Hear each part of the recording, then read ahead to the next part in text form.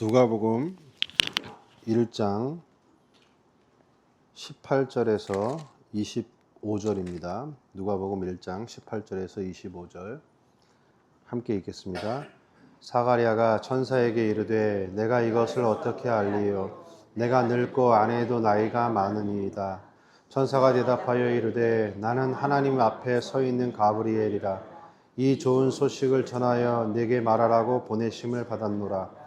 보라, 이 일이 되는 날까지 내가 말 못하는 자가 되어 능히 말을 못하리니 이는 내가 내 말을 믿지 아니함이거니와 때가 이르면 내 말이 이루어지리라 하더라. 백성들이 사가랴를 기다리며 그가 성전 안에서 지체함을 이상히 여기더라. 그가 나와서 그들에게 말을 못하니 백성들이 그가 성전 안에서 환상을 본 줄 알았더라. 그가 몸짓으로 뜻을 표시하며 그냥 말 못하는 대로 있더니 그 직무의 날이 다 되매 집으로 돌아가니라. 이후에 그의 아내 엘리사벳이 잉태하고 5달 동안 숨어 있으며 이르되 주께서 나를 돌보시는 날에 사람들 앞에서 내 부끄러움을 없게 하시려고 이렇게 행하심이라 하더라. 아멘. 말 못하는 자가 되리라 입니다. 말 못하는 자가 되리라. 천사가 성전에서 일하고 있는, 직무를 하고 있는 사가랴에게 요한이라는 아들을 줄 것이다. 그가 하나님의 마음을 자녀들에게로, 자녀들의 마음을 하나님에게로, 지혜의 슬기자에게로 돌아오게 할 것이다. 그러니까 사가랴가 아니 내가 늙고 아내도 나이가 많습니다. 어떻게 알리요? 그래요. 어떻게 내가 이걸 알겠는가? 징표를 구하듯이 이렇게 얘기하죠. 어떻게 내가 이것을 알리요? 내게 징표를 보여라. 그러니까 천사가 나는 가브리엘이고 너에게 좋은 소식을 말하려고 보내심을 받았는데 너가 이 일이 이루어질 때까지는 말 못하는 자가 될 것이다. 왜? 너가 믿지 못했기 때문이다. 이렇게 이제 얘기를 해요. 그리고 나서 이제 엘리사벳이 잉태를 했는데 5달 동안 숨어 있다 이렇게 얘기를 해요. 그래서 주께서 돌보시는 날에 사람들 앞에서 내 부끄러움을 없게 하시려고 이렇게 행하심이라. 중요한 게 나오죠. 하나는 말을 못함, 말 못함의 현상이 하나가 나오고 또 하나가 숨김. 엘리사벳이 5달 동안 숨긴다. 이런 말이 나와요. 이 본문이 어렵습니다. 그러니까 지금 여러분 이 구조가 400년 동안 하나님이 아무런 계시의 말씀을 주시지 않았어요. 하나님이 침묵하셨어요. 근데 그 계시의 침묵을 깨고 하나님이 입을 여실 때 어떤 현상이 일어나냐면 사람의 입이 닫혀요. 하나님이 침묵을 깨고 입을 여시니까 조잘 하던 인간의 입이 어떻게 되느냐? 닫힌다 이거예요. 하나님이 계시를 열어주려고 지금 하는 거잖아요. 400년의 침묵을 깨고 그 계시를 열려고 하는 순간 엘리사벳이 지금 뭐하고 있어요? 계시를 숨기죠. 하나님이 여시는 순간 그것은 우리에게 어떻게 다가오느냐? 숨김으로 다가와요. 조금 느낌이 오시나요?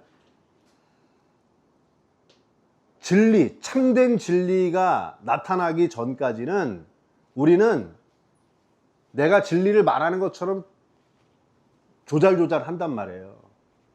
근데 그 진리를 딱 만나는 순간 그 진리를 믿을 수도 없고 그냥 압도당하면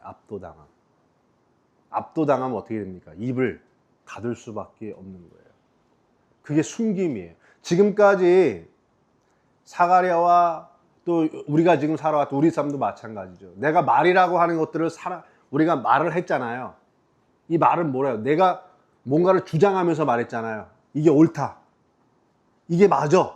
라고 우리는 이 말을 어떤 내가 알고 있는 진리를 증명하기 위해서, 내가 알고 있는 것을 설명해내기 위해서, 그러니까 내가 말하는 게 진리라고 여기면서 말을 했단 말이에요. 언제까지? 참된 진리가 나타나기 전까지.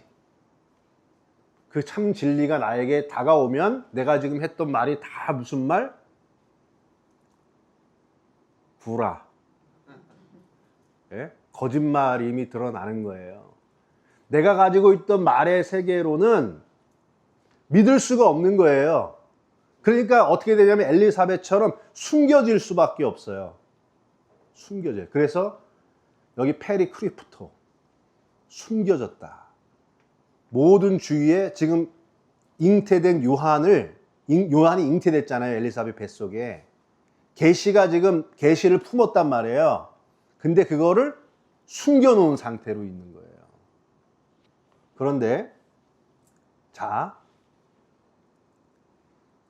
숨겨졌던 엘리사벳이 예수님을 잉태하고 있는 마리아를 본 순간 어떻게 됩니까? 내 주의 어머니가 오셨다 하시면서 입이 열려서 찬양을 하죠.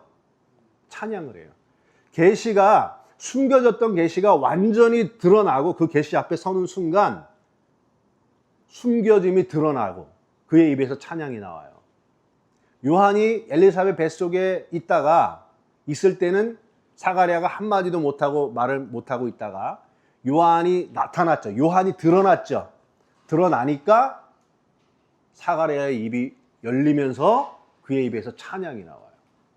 그러니까 말이 탁 트이는 순간 뭐가 터져 나오냐면 찬양이 터져 나와요. 찬양과 기쁨이 터져 나와요. 이 구도예요. 예수 그리스도의 계시라. 계시록 1장 1절.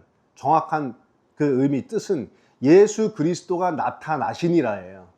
예수 그리스도가 나타나시니라. 지금 우리에게 예수 그리스도가 내게 나타나지 않으면 우리가 하는 말들 다 구라하고 거짓말들인 거예요.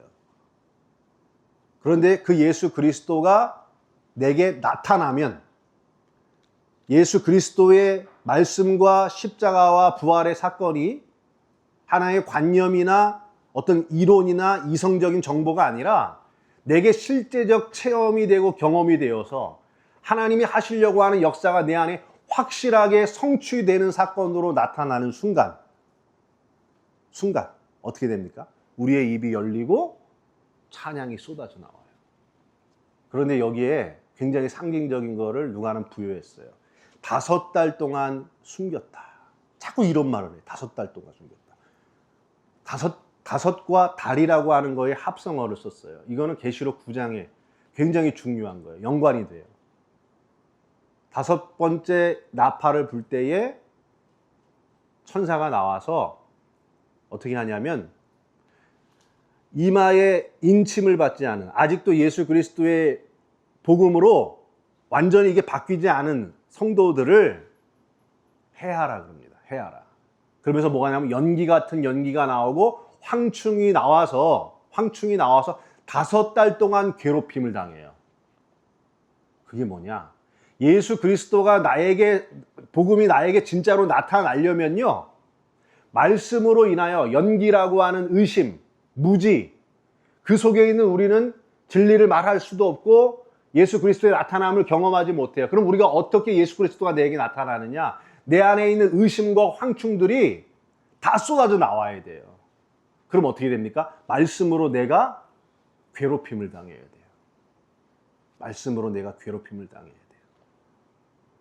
그냥 성경을 백날 읽는다고, 교회 20년, 30년 다닌다고 예수 그리스도가 내 안에 나타났는가? 안 나타났다 이거예요. 여전히 거짓말, 이상한 말들만 하고 있는 거예요. 그리스도는 내게 숨겨져 있단 말이에요. 그리스도가 나타나려면 말씀으로 인하여 내 안에 있는 연기와 황충이 다 끄집어내지고 그 황충, 내 안에서 나온 황충으로 인하여 내가 괴롭힘을 당하는, 그래서 내가 완전히 깨어지고 새롭게 재구성되는 그 고난의 과정 속에 있어야 된다는 거예요. 여러분, 책 볼 때 어떻게 봅니까? 책을 볼 때 왜 봐요? 지식을 내가 더 쌓기 위해서 보죠. 그죠? 지식을 내 지식을 더 높이기 위해서. 좋은 책 보면 나의 정서를 좀 더 이렇게 풍성하게 하기 위하여. 그리고 내가 누군가에게 나라고 하는 사람을 어떻게 드러내기 위하여. 또 책을 보면서 좋은 책들을 보면서 내 삶에 어떻게 적용할 것인가. 끊임없이 나를 채우고 나를 적용하고 나를 어떻게 그럴싸하게 포장할 것인가라는 관점으로 책을 보죠. 그죠? TV 왜 봐요? 나를 재밌게 해주는 거, 나를 행복하게 해주는 거를 위해서 보잖아요. 그죠? 거기에 괴로움이 있습니까? 없습니까? 아무 괴로움이 없어요. 예수 그리스도라고 하는 내게 나타나지 않은 그리스도가 내게 나타나게 되기 위해서는요, 그 말씀이 나를 계속해서 괴롭히는 역사가 있어야 돼요. 그게 5달 동안 숨겨지는 거예요. 괴롭혀져야 돼요. 그러니까 그런 식으로 책을 보니까, 설교를 듣고 교회를 다녀도 우리는 다 뭡니까? 나를 어떻게 적용할까? 나는 어떻게 내가 더 풍부하고 우아해질까? 괴롭힘을 당하지 않아요.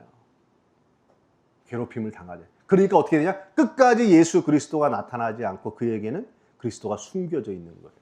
그가 입에서 나오는 모든 말들은 자기의 말, 여기에서 말하는 거짓말, 입이 닫혀야 될 말들의 세계 속에 우리는 있다 이거죠. 여러분, 이게 그렇게 돼야 되는 거예요. 하나님의 말씀을 대하고 성경을 보고 묵상을 하더라도 이 말씀으로 나를 어떻게 적용시킬 것이 아니라 이 말씀으로 어떻게 나를 괴롭힐 거냐. 이 말씀이 나를 얼마나 괴롭히게 하는가. 그 괴롭힘을, 말씀 앞에 내가 괴롭힘을 당하고 있는 사람들이 사가랴, 엘리사벳, 그 입에서 곧 찬양이 터져 나올 그리스도의 나타나심을 보게 되는 과정 속에 들어간 사람들입니다. 여러분, 아침에 괴롭죠? 예? 이게 말씀으로 괴롭히는 거예요. 이게 은혜인 거야. 그 말씀 듣는데 막 귀가 막 해피해. 막 즐겁고 막 행복하고 내가 충만해진 것 같고, 그게 다 구라, 거짓말이라는 거예요. 예수 그리스도가 나타나지 않으면, 내게 나타나지 않으면 그건 말이 아닌 겁니다. 내가 했던 말들이 다 진리가 아닌 거짓인 거예요. 누가가 지금 그런 얘기를 하고 있습니다. 그리스도가 나타나야 입에서 기쁨과 찬양의 소리, 진정 하나님께 올라가는 상달되는 기도의 소리, 기도의 사람, 그렇게 바뀔 수 있다는 거예요. 여러분, 내 입이 닫히고 새롭게 열리는 순간을 기도하시기 바랍니다. 그리고 말씀을 들을 때마다 그 말씀으로 나를 괴롭히는 그 묵상의 시간을 수용하시기 바랍니다. 그리고 그 5달을 괴롭게 하는 시간을 통해서 예수 그리스도가 나에게 나타나는 은혜를 보시기 바랍니다. 하나님, 그리스도가 내게 나타나게 하여 주옵소서. 저 바깥에서 그냥 매주 듣는, 나를 풍요롭게 하고 나를 적용시킬 만한 예수 그리스도가 아니라 내 안에 들어와서 나를 깨뜨리고 나를 괴롭게 하여 내 안에 온전한 예수 그리스도를 나타내 보이시는 하나님의 놀라운 은혜 세계 속에 있게 하여 주옵소서. 예수님의 이름으로 기도했습니다. 아멘.